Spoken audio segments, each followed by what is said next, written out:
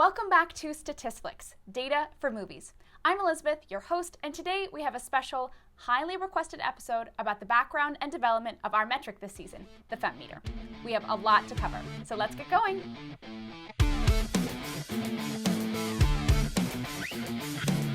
Statisflix was about 6 months in the making before the release of my first video. I loved and was trained in both acting and data science, but the sheer amount of data in the movie industry meant that I didn't know where to start. It wasn't until one day, when I received another script for an audition, that I thought, who writes these? This character is a 2 out of 10 at best, that the FemmeMeter was born.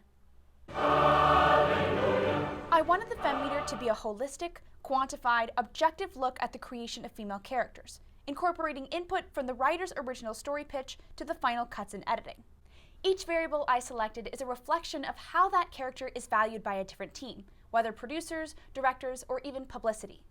When selecting each of the 7 factors I ended up with, I made sure that they were free from bias. Not just my own personal bias, but genre and character bias as well.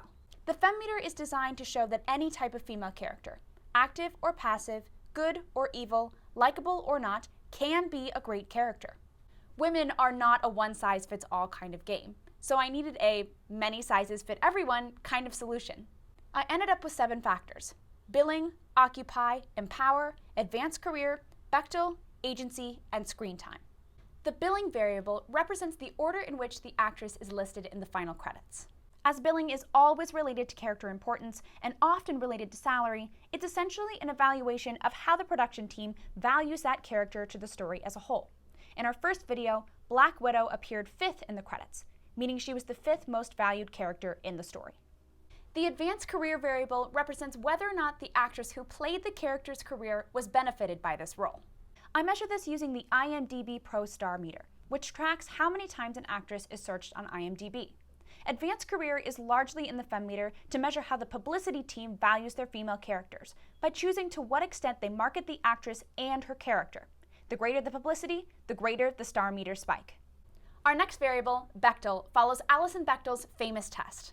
For full credit, your movie must contain 2 named female characters who speak to each other about something other than a man.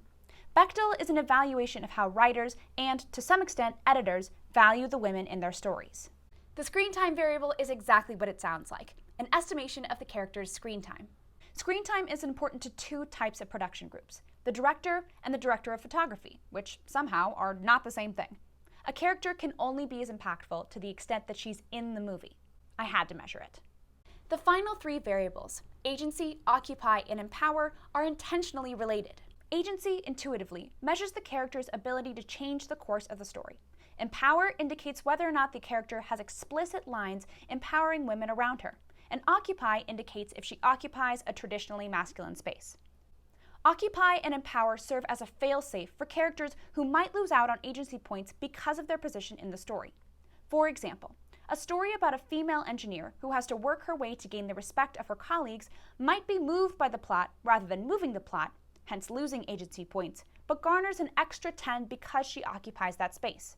Agency, empower, and occupy all indirectly measure a writer's value of female characters.